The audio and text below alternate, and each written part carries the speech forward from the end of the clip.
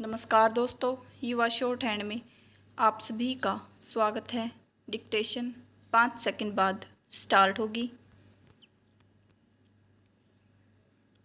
So be ready, start. महोदय, नई दिल्ली में हुई लोकदल की राष्ट्रीय कार्यकारिणी की बैठक को विदेश नीति की दृष्टि से निश्चित रूप से ऐतिहासिक कहा जा सकता है। विराम। आश्चर्य है कि राजधानी के समाचार पत्रों ने इसे अनदेखा कर दिया। विराम।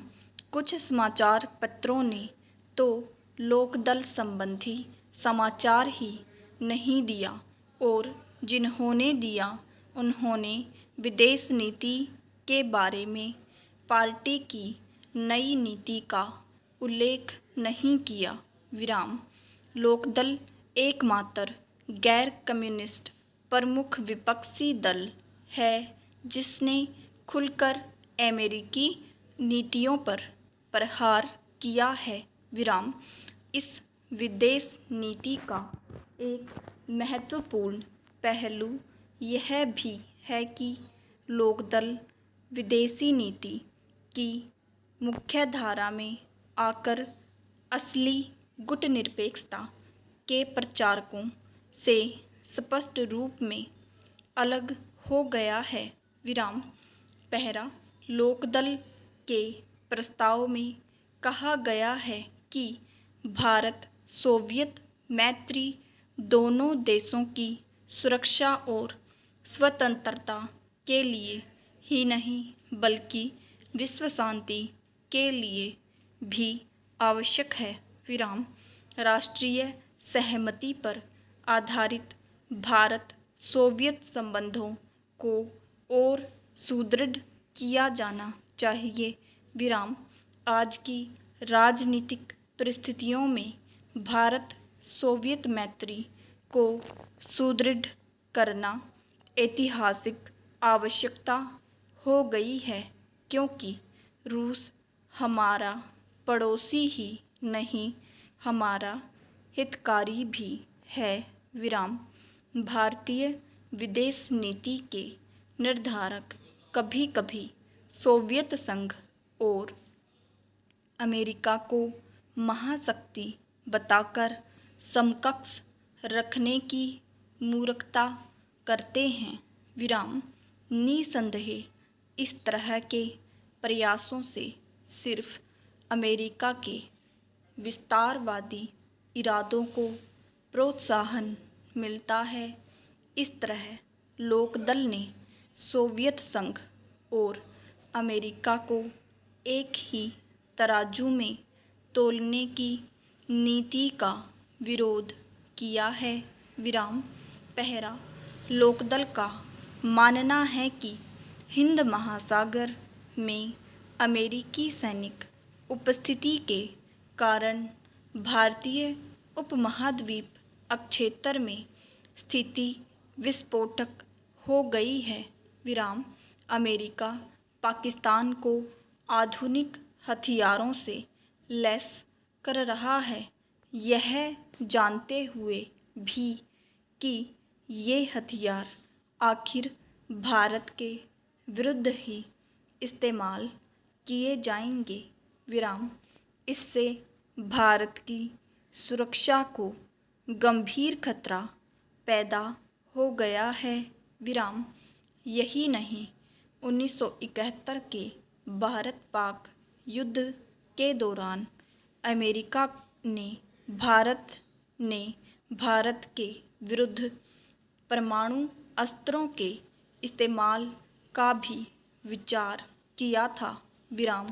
पहला, उत्तर भारत का एक प्रमुख विपक्षी दल होने के कारण लोकदल साम्राज्यवाद, उपनिवेशवाद और नक्सलवाद के विरुद्ध संघर्ष का पूर्ण समर्थन करता है।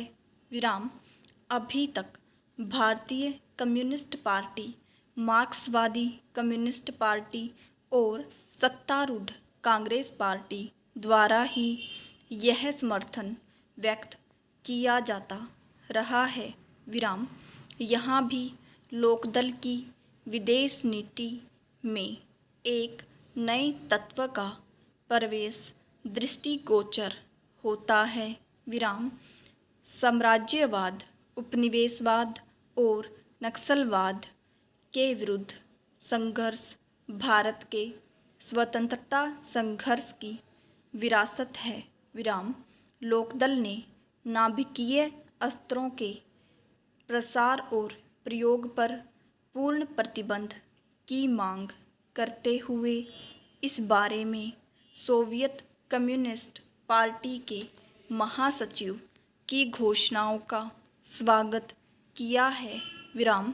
प्रस्ताव में आगे कहा गया है कि नाभिकीय और अन्य प्रकार के अस्त्रों की अंधाधुंध होड़, अंतरिक्ष युद्ध योजना और रासायनिक युद्ध की तैयारी से विश्व शांति को खतरा पैदा हो गया है विराम। इसका एकमात्र समाधान है पूर्ण निशस्त्रीकरण विराम। आज की दुनिया में कोई भी राजनीतिक पार्टी घरेलू मामलों तक अपने को सीमित नहीं रख सकती विराम।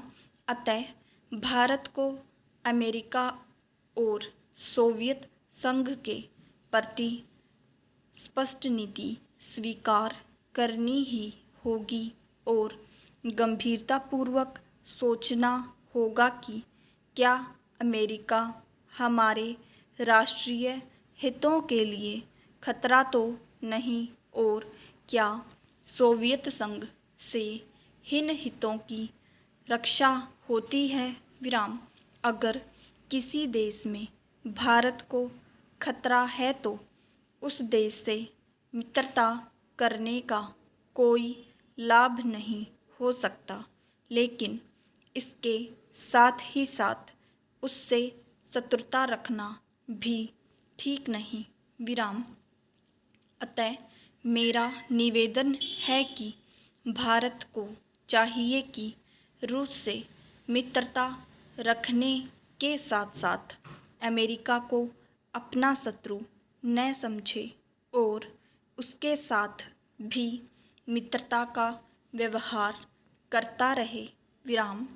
एक दिन अमेरिका स्वयं महसूस करेगा कि भारत की स्थिति क्या है और वह क्या चाहता है विराम।